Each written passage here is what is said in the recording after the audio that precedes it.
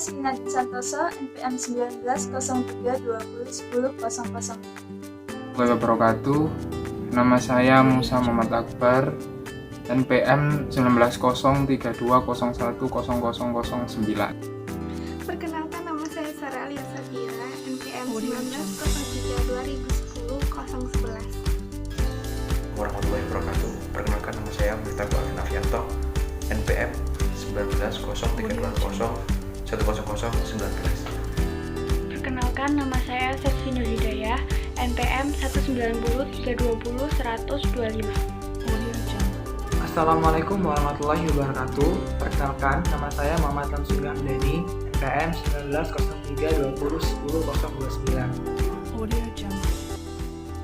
Tujuan dibuatnya video ini adalah untuk memberikan informasi awal mengenai mesin las dan mesin bor, sekaligus memenuhi syarat untuk mengikuti praktikum proses manufaktur. Praktikum hendaknya kita paham dan mengerti tentang kesehatan dan keselamatan kerja. Saya di sini akan memberikan sedikit materi tentang K3.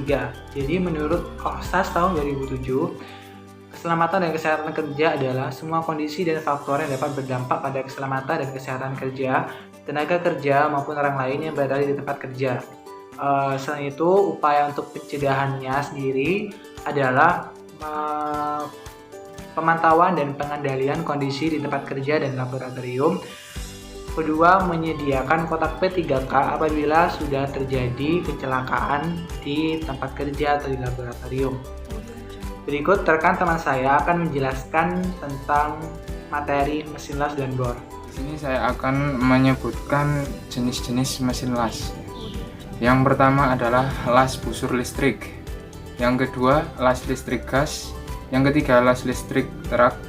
Yang keempat, las resistensi listrik. Saya di sini akan menjelaskan tentang pengertian las listrik. Las listrik adalah proses pengelasan yang sumber panasnya diperoleh dari energi listrik. Kemudian, energi listrik diterima oleh mesin las dan dirubah menjadi energi panas saat kutub elektroda dan benda kerja bertemu sehingga menghasilkan pertukaran ion yang menyebabkan terjadinya busur listrik.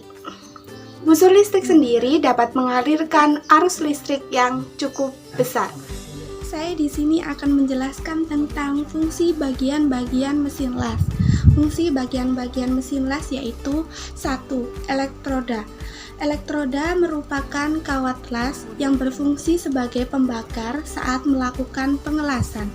Elektroda termasuk komponen penting karena dia dapat menimbulkan busur nyala. Yang kedua yaitu tang las. Tang las ini berfungsi sebagai penjepit kawat elektroda. Tang las biasanya dibuat dari bahan embonit. Yang ketiga yaitu kabel las. Kabel las dibagi menjadi dua, yaitu kabel las primer dan kabel las sekunder. Jika kabel las primer berfungsi sebagai penghubung antara sumber tenaga dengan mesin las, sedangkan kabel las sekunder berfungsi sebagai mengelas. Nah, kabel las sekunder ini dibagi menjadi dua lagi, yaitu penjepit elektroda dan penjepit benda kerja.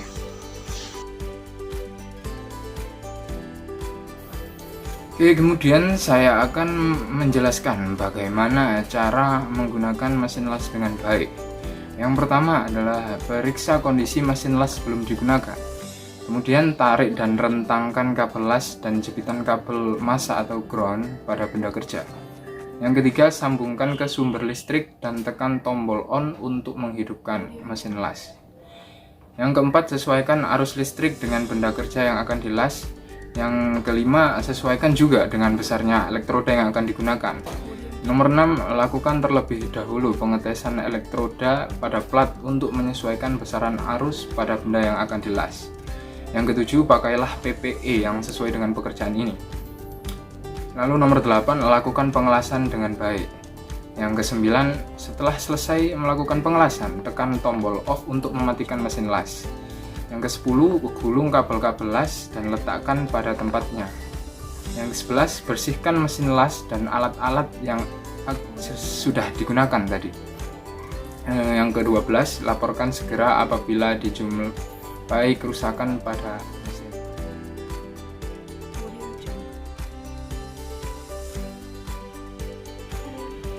Pengertian mesin bor.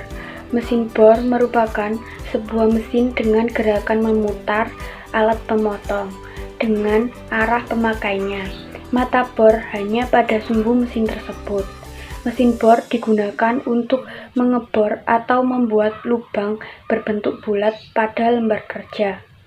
Mesin bor juga memiliki fungsi antara lain yang pertama yaitu untuk membuat alur, yang kedua untuk memperluas dan menghaluskan secara presisi dan akurat, yang ketiga untuk mengikis dan memperbesar lubang, yang keempat untuk obeng listrik, yang kelima untuk menghancurkan tembok.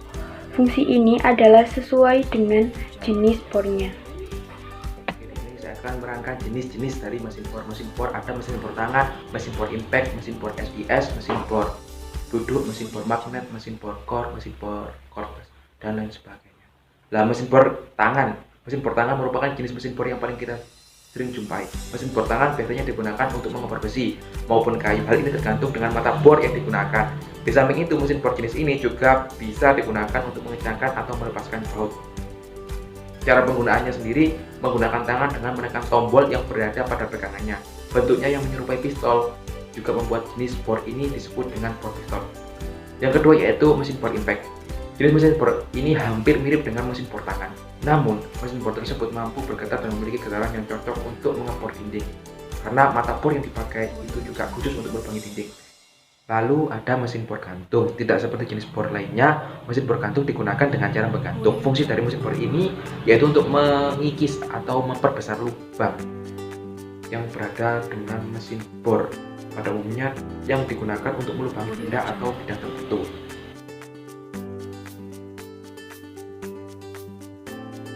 Di sini saya akan menjelaskan tentang bagaimana cara menggunakan mesin bor atau mesin drill.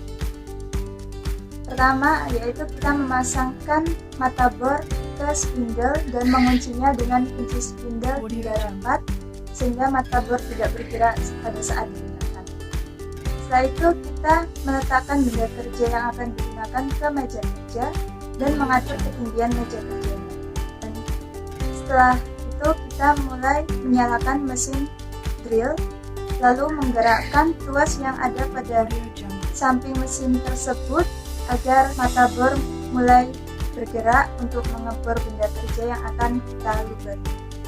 Lakukan hal tersebut hingga benda kerja yang kita gunakan mulai terlubangi dan sesuai dengan apa yang kita inginkan. Sekian penjelasan tentang penggunaan mesin